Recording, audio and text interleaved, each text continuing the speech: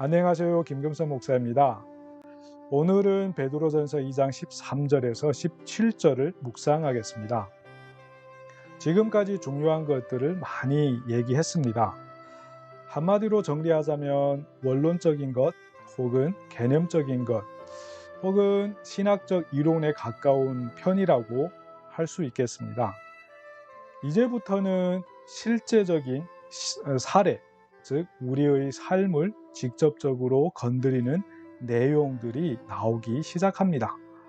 물론 원론적인 것, 개념적인 것, 신학적인 것이 실질적이지 않다는 뜻 아닙니다. 그럼 한 절 한 절 묵상을 시작하겠습니다. 우선 13절에서 16절을 보면 하나의 문장입니다. 우리가 지금 보고 있는 성경은 성도님들의 편의를 위해 절을 나누기는 했지만 가끔씩 방해가 될 때도 있습니다. 그럼 13절에서 16절 가운데 강조하고 싶은 것은 인간의 모든 제도를 순종하라 라는 첫 마디에 있습니다. 물론 그 이유는 주를 위해서입니다. 즉 주를 위해 인간의 모든 제도에 순종해야 하는데 그 대상은 왕이나 총독이 되겠습니다. 여기서 우리는 반감이 생길 수 있습니다. 정말 모든 제도를 순종해야 하나요? 라는 물음을 충분히 제기할 수 있습니다. 대답은 그렇다입니다. 아마 잘 이해가 되지 않고 받아들이기 쉽지 않을 것입니다. 그럼 왜 잘 이해가 되지 않고 받아들이기 쉽지 않을까요? 베드로도 이 부분을 눈치챈 것 같습니다. 베드로는 주를 위해 라는 기준을 제시합니다. 이 말을 들을 때 우리는 답답함을 느낍니다. 그러나 베드로의 이 말에는 너희가 주를 위해를 오해하거나 잘못 이해하고 있어 라는 뉘앙스가 있습니다. 혹시 느꼈을까요? 우리는 통상적으로 주를 위해를 무조건 참거나 순종하는 것으로 알고 있는데 그렇지 않다는 뜻입니다. 여기서 주를 위해는 조건입니다. 즉 인간의 모든 제도를 순종하는 조건 혹은 이유가 됩니다. 조금 풀어서 말해보자면 인간의 모든 제도를 순종하는 것이 주를 위하는 것이라면 순종해야 한다는 뜻입니다. 여기서 주를 위함이 또한 목적이 되기도 합니다.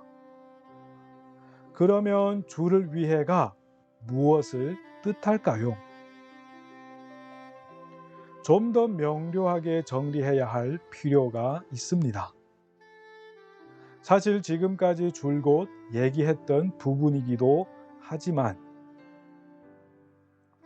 오늘 2장 9절과 연결을 하여 주를 위한다는 것이 어떤 것인지 한번 살펴보겠습니다.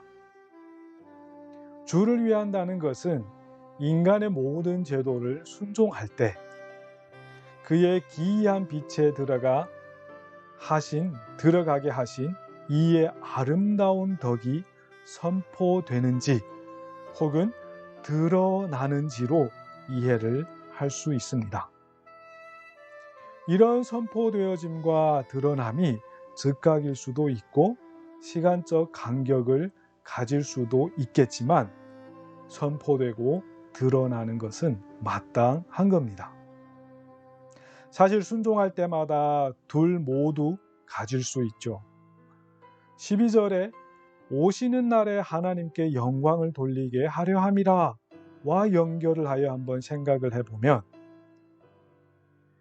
시간적 간격을 우리는 느낄 수 있습니다. 그러나 금방 말씀드렸던 것처럼 즉각 드러남과 시간적 간격을 둘 뿐이지 이 드러남은 드러나게 되어 있다는 것입니다. 그리고 순종할 때 이 두 가지를 마치 쌍둥이처럼 가지고 있는 것도 이해를 해야 하겠습니다. 그럼 인간의 모든 제도의 구체적인 것은 무엇일까요?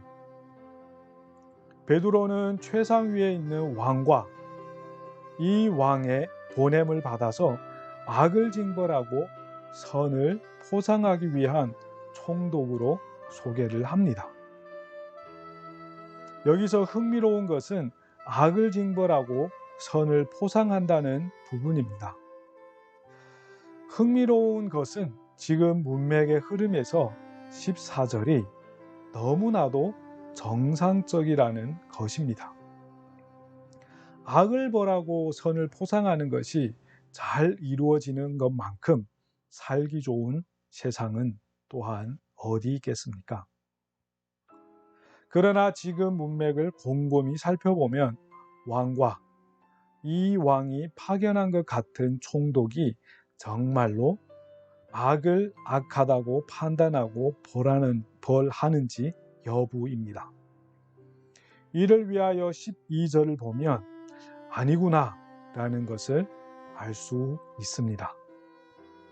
즉 신자들이 분명 선을 행하는데 악을 벌하고 선을 포상하는 총독은 신자들의 선을 악하다고 판단하고 벌을 내릴 것이라는 것을 우리는 알 수 있습니다.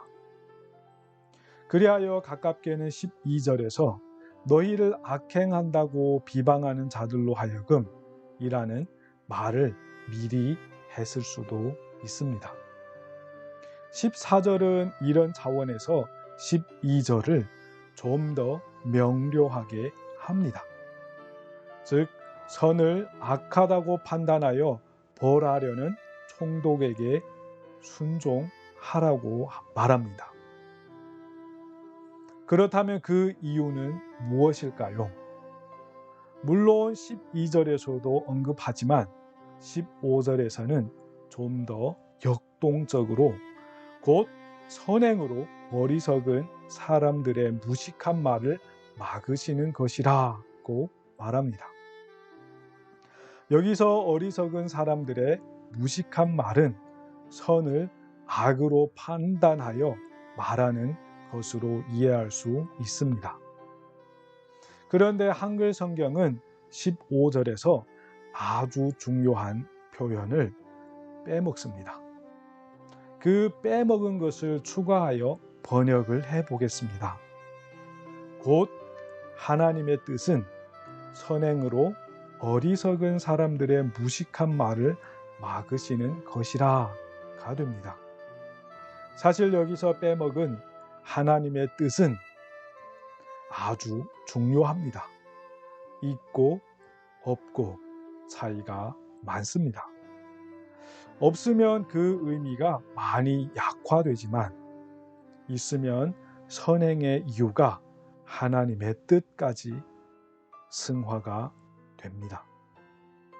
여기서 하나님의 뜻에 대하여 좀 더 실감나게 언급하자면 하나님께서 타락한 세상을 구속하여 완성하는 것입니다.